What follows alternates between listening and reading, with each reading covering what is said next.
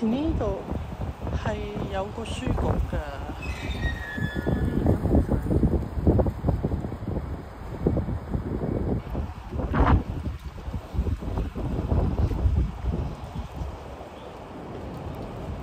真係好多童年回憶，就係喺呢度玩咯，踩單車啊，捉伊人啊，跑嚟跑去啊，你打我，我打你啊，啲小朋友就係咁樣落嚟玩，就識到大家咯。咁我哋就係因為咁樣都有啲小朋友喺度玩，都係可能身長或者身為啲小學同學啊、同學仔啊咁樣啦。咁呢一個咧，呢個一定要講嘅。